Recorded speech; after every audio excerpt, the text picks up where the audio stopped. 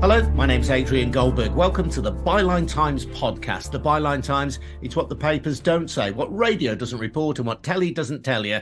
This time is the NHS putting patients at risk by expanding the role of medical professionals who aren't qualified as doctors. Physician associates have been around in the health service for a couple of decades now in a supporting role to doctors, but there are plans to more than double their numbers in an attempt to plug gaps in the workforce. They don't have medical degrees, and while they do have to complete a 2-year training course, there are concerns that physician associates just don't meet the gold standard of a qualified medic.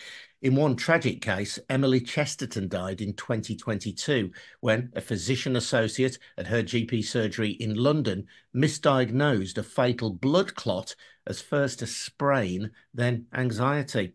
This week, MPs have been discussing whether to bring PAs and anaesthetist associates under the regulation of the General Medical Council. Let's welcome Dr Matt Kneale, co-chair of the Doctors Association, a lobbying group which describes itself as the voice of frontline doctors. Welcome then, Matt. So just talk me through your reservations and your concerns about physician associates. Thanks for having me, Adrian. Appreciate coming onto the podcast. The concerns are quite extensive, really. And I think our first and foremost concern, as always, has to be about patient safety. So as you touched upon there in the introduction, I mean, the level of education and training that a physician associate or anesthesia associate undergoes is no way near any level of medical training. We're talking about a 2-year postgraduate degree, but the quality of the undergraduate degree is very variable. You can't necessarily carry that information over. We know that these individuals primarily work with undifferentiated patients. By that, I mean patients who could come in with absolutely any problem whatsoever, to a general practice or to an A&E department. That's the vast majority of patients. The issue with that is that you don't know what you don't know. That's something that we're really hammered into at medical school. You don't step beyond your competence. You simply do what you can. If you don't understand, you raise it to a senior and all this sort of stuff. We've seen from national evidence that we've collected, really, that process seems to be lacking. That seems to be what the main issue is. From all the concerns we've had raised from doctors nationally in terms of the episodes of bad practice or potentially dodgy practice, it's do they know what they don't know? And we are really concerned about that. Primarily, I mean, we have to be fair to them. Most of them come in with some sort of science degree of some sort. I mean, for example, I did a graduate entry medical degree. So I did it in 4 years, right, which was a tough word. That was a slog. I don't think you could do it any shorter, really. And my previous degree was a science degree. It was a biomedical science degree. I still find the graduate entry medical degree incredibly challenging despite my scientific background. So we have to bear that in mind, really. The difference in learning is just stark. And we've heard that from previous PAs themselves who've gone to study medicine, that actually it's like night and day, black and white, really. There's no comparison between the two courses. At the same time, though, when physician associates are on the ward or are in GP surgeries, they have to be under the control of a doctor, don't they? Under the control of a qualified doctor. Now, that may be direct control, that may be indirect control, but they're not working entirely without supervision. It's tricky, really, because I think it depends where you're looking at these PAs particularly. In general practice, they have to be supervised, as you say, indirectly or directly by a consultant. A consultant in general practice is a fully qualified GP. Now, GPs, as you know, are incredibly stretched. If you look at the training that a GP trainee would get, there's dedicated supervision time within that rota. It's quite costly in terms of the time for a GP to train a GP trainee. What we found with PAs generally is that they have a very short period or a short window where they are intensely supervised, in the first 12, 18 months perhaps after graduation. But after that, it drops off rapidly. And we're seeing stories of people having supervision, once a week or once a month, in cases with their supervisor. There's no way that can be safe. There's simply not a way. And whether it's just because the acuity of patients and the severity that they come in with is slightly lower in general practice, perhaps you're getting away with it. That's one concern. In hospital, it's a little bit different because, yes, it has to be a consultant overseeing you. So someone who's at least 10, 12 years postgraduate and, the top of their game, really. What we found is really that the trusts are basically acting as a Wild West, really, in this situation because of this lack of regulation and this lack of scope of practice, what we call, for PAs. Essentially, they're just doing whatever the employer wants them to do. And there seems to be very little fight back on that. So we've heard some absurd stories. PAs are involved in neurosurgery without much neuroanatomy training and stuff in their previous degrees, or people doing independent bladder surgery, essentially mini surgeries alone. There's loads of worrying stories, and there are literally hundreds of these. So you can see why we are worried about patients, really, in this context. Oh, I'm very worried when you tell me that. Then seriously, people are having neurosurgery, brain surgery by people who have not had dedicated training and don't have specific qualifications to carry out brain surgery? I suppose the problem is here that there's a chance, okay, and I don't know the specifics, that that individual PA had really extensive supervision and training in their trust, and that they were, creme de la creme of a PA. Okay, so that's a possibility. But how do we know that? What's the required hoops to jump through to make sure that they are safe to do that? A neurosurgical registrar, a doctor who's gone through foundation training, gone through their core surgical training, and then perhaps after a few years more of doing dedicated neurosurgery, might then be allowed to operate alone. So it's all very worrying. We don't know what's going on at the front lines, really, and that's what we're trying to desperately establish from this process of collecting data. I mentioned that MPs are looking at whether to bring physician associates and anaesthetist associates under the aegis of the General Medical Council. Would that not provide some of the safeguards that you're concerned about? I think there's an argument that it's better to have regulation than no regulation. I think we're all agreed on that. Okay. What we're desperately worried about is this rush job, essentially. I know they won't agree with that. They've said they've been doing this for 5 years. They've been working hard on regulation, and I understand that. But really, the only scrutiny that's been applied to it has been the last 6 months. So what we have to bear in mind is that necessarily the previous 4.5 years wasn't necessarily done up to scratch.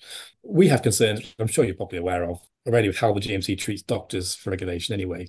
But in terms of whether they are the appropriate regulator for a PA or an anaesthesia associate, well, we have to disagree, really. At the start of this whole process, 5 years ago, both the Health and Care Professions Council and the GMC agreed that they could regulate these individuals. Okay, so the Health and Care Professions Council oversee, physios, podiatrists, all numbers of allied health professions. Okay, and they agreed they could do the job.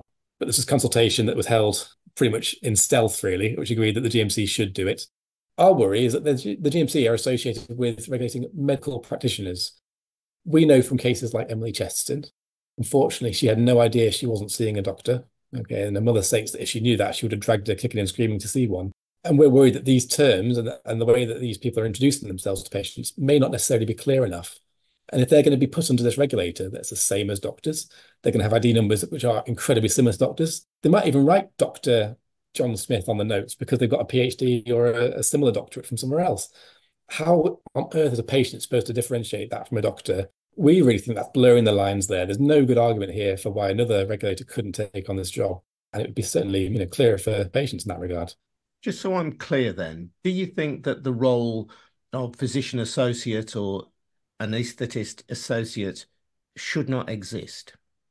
I think there's very little consensus on that. And I think ultimately there's two broad churches on that. One is that they shouldn't exist at all, which I think is a really hard sell. We've got a profession there that is working already in the NHS. It's hard to take away staff from an already understaffed NHS. But I think there's two issues here. One is about regulation and about safety and where they fall under. I think that's a discussion about whether it's the GMC or Healthcare Professions Council. The second overarching issue is about scope of practice and what are they doing. I think most doctors would agree there is work that is suitable for these sort of individuals to do, but they should not be taking the role of senior doctors in clinics, doing, independent surgeries, all the stuff that really should be the domain of trainee doctors, essentially, senior doctors. If they're doing more basic level work, they're doing, just off the top of my head, diabetic reviews in general practice, or little things like that are more protocol driven perhaps, or more basic procedures like blood taking and things. I don't think anyone would have any issue with that at all. It's about these more complicated procedures that are inherently risky, may have unintended consequences, and need further training to manage those things. Those are the worries that really bother us as professionals. And you do have evidence then from your colleagues that they are taking on these more senior roles that we would traditionally associate only with qualified doctors? Absolutely. And we've got direct evidence of people being on rotas in senior positions. We had a PA that's been holding a consultant bleep for stroke specialties. So obviously if you have bleed on the brain and something like that, or a blood clot in your brain, you need to be treated ASAP in an emergency department usually or have intensive treatment. Most doctors will always tell you, unless they are a stroke doctor, they would not feel comfortable doing that sort of work. In Aberdeen, for example, I'll name it because that's where the evidence shows it happened. We know that a PA has held the consultant bleep. So that's the top level individual in that specialty. Absolutely no way that can be saved. They have not got the sufficient training and safeguards to give that advice. So we know that is happening in individual cases.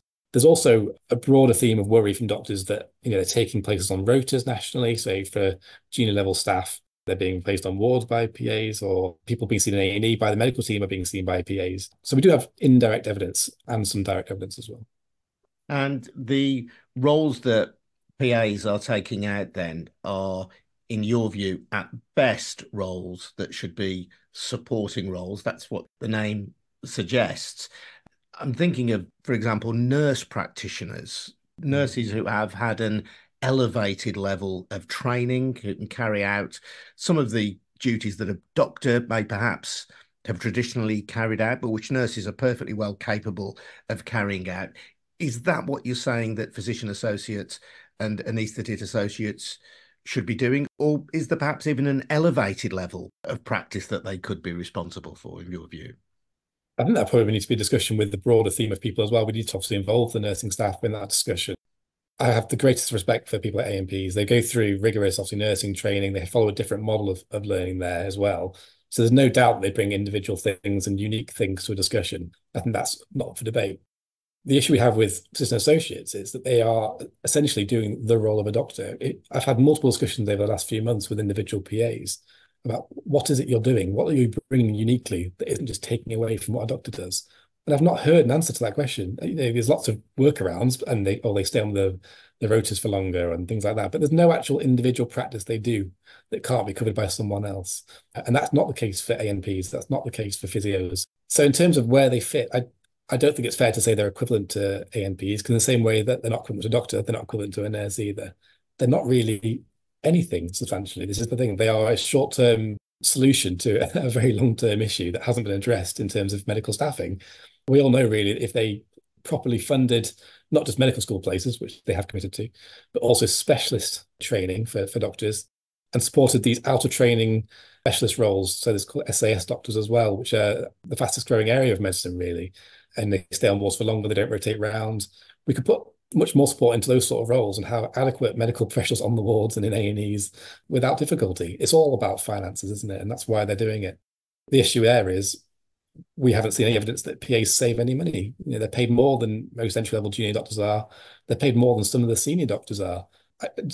I'm speechless. I don't know how to make that work in my head. I don't think anyone does. The pay differential may in fact work inversely to what people might expect in this situation. Obviously, there's less training time involved in getting a physician associate or an anaesthetist associate onto the wards. Is this ultimately about getting doctors on the cheap? I think it is. And I think we have to think of the context in which they were brought in. I think the honest intention was, back in 2003, to bring in these roles and take away work from doctors. I don't think that was the hostile intent back at the time.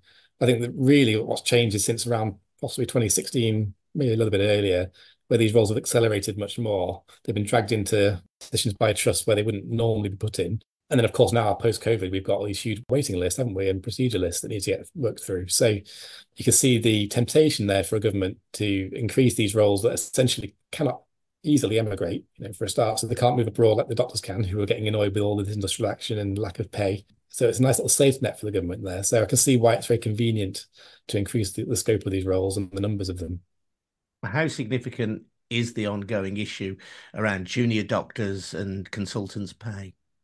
Of course, it's significant. I mean, I can't comment because I'm not from the BMA in terms of the industrial action side of things, but obviously at DAK we wholeheartedly support the action. We know that doctors are leaving; they feel undervalued. I certainly feel undervalued as a junior doctor in A&E. I don't think anyone likes the level of safety and risk that's going on in these sort of areas at the moment, just because of understaffing and people leaving. So, of course, it has to be addressed, and the easiest way to address that is by making people feel valued. And the easiest way to make them feel valued is to give them a value, give them pay.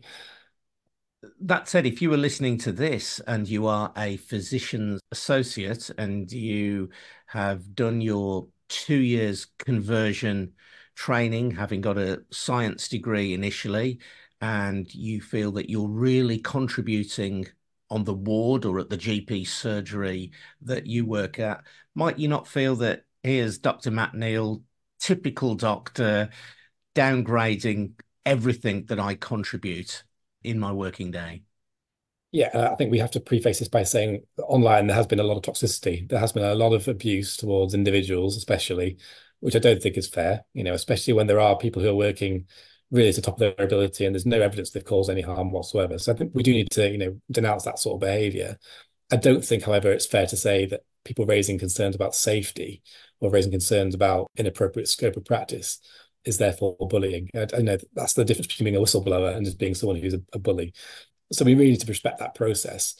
I do feel bad for them in that sense that if there's no evidence of someone individually causing harm, and they've worked as a PA in general practice for 10 years without any issues, and that practice found them economically viable, that seems reasonable. But I think when you do a deep dive into the economics of why they were viable and at what cost to full-blown GPs being in the practice, that's where the issues arise. So actually, there's a story just last week of a GP practice that has essentially sacked all its GPs. They now only employ nurse practitioners and PAs and have an overarching one GP partner who supervises these people. And that's the sort of effect we're looking at, really, because these, the government's forcing the funding down one particular avenue. They're not expanding the funding for full-blown GPs. I'd hesitate to kind of accuse your association of protectionism, because obviously we're talking about health here, and clearly training does matter. And I'm sure that every physician associate and anaesthetist associates in the country would agree with that as well. But there will be people out there who say, look, this is just about doctors who want to protect their existing pay structure. They want to improve their existing pay structure, protecting what they have within the health ecology of this country. Here are people who are making a contribution.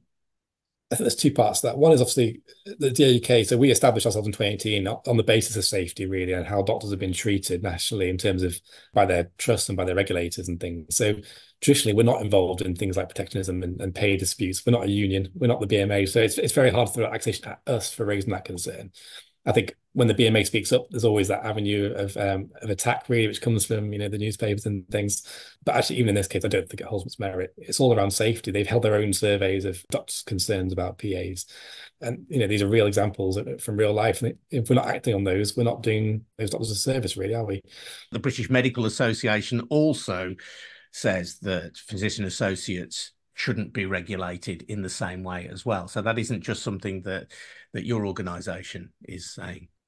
That's correct. Yeah, and I think it's a growing voice. I think we go back 6 months from now into the past. This issue was relatively unknown, even amongst our own profession. It was mentioned. I think people higher up in consultant positions were certainly supervising these people and knew about them, but a lot of the junior doctors didn't. This consultation I referred to earlier back in 2017, I think it's something only 68 doctors, junior doctors, replied to it. It's because they had no idea it was going on. This is over 3 months or so. Now you can look at the voices online in the thousands, really, that are unhappy with the situation, not just for ourselves, but for patients. It's just not safe. So going forward then, do you want the abolition of physician associates and anaesthetist associates, or do you want a much more clearly defined role for them so that they are seen as junior to fully qualified doctors? I think, as I said before, it's hard to make an argument to get rid of a profession entirely. That's a really hard thing to do, especially with the way things are at the moment.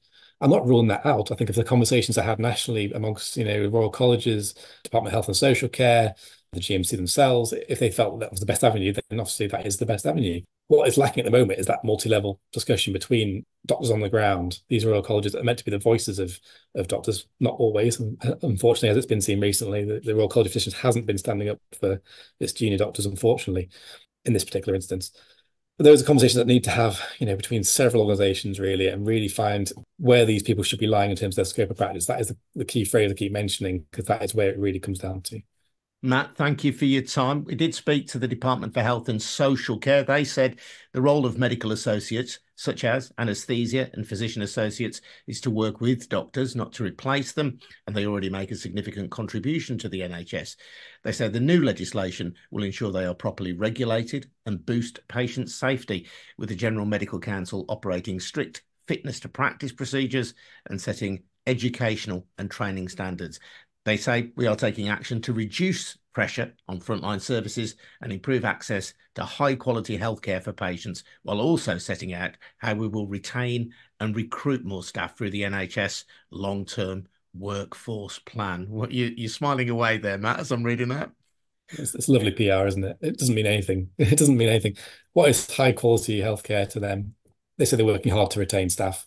I've seen no evidence of that whatsoever. So proof's in the pudding, really. We know this legislation this week is likely to pass. Okay, I think that's a given, really, with the way it's being passed through Parliament and the way that they're bringing it through as secondary legislation. If the government wants it to pass, it will pass.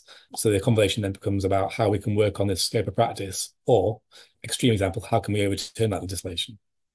Matt, thank you. That's Dr Matt Kneale from DA UK, the Doctors Association UK. You will have heard earlier Matt saying that a physician associate was tasked with holding a consultant bleep for a brain specialty in Aberdeen, effectively replacing a consultant. We did put that to the Grampian NHS Trust that runs Aberdeen Royal Infirmary. They wouldn't comment on the specific allegation, but an NHS Grampian spokesperson said physician associates are an important, valued and long-standing part of the NHS Grampian workforce.